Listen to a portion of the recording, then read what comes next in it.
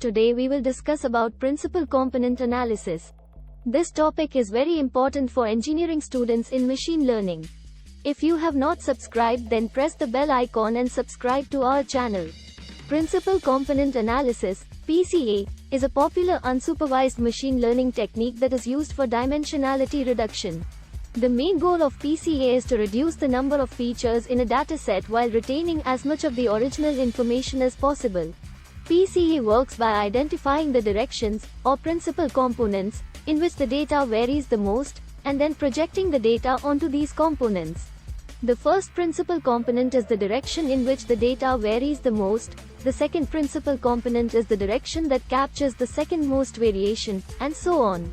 Each principal component is a linear combination of the original features, and together they capture all of the variation in the data.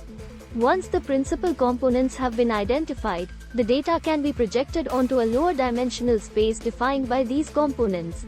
This can be useful for a variety of purposes, such as visualization, clustering, or classification. PCA is a powerful technique, but it has some limitations. For example, it assumes that the data is linearly related, and it may not work well if the data has a nonlinear structure. Additionally, the interpretability of the principal components can be difficult, as they are linear combinations of the original features.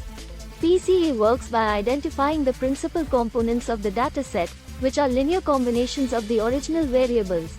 These principal components are calculated in such a way that the first principal component captures as much of the variance in the data as possible, and each subsequent principal component captures as much of the remaining variance as possible.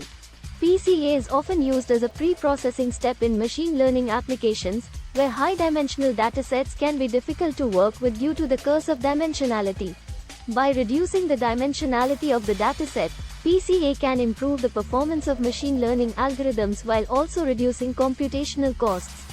In addition to dimensionality reduction, PCA can also be used for data visualization, outlier detection, and feature extraction. However, it should be noted that PCA assumes that the data is linearly related and may not work well for nonlinear datasets.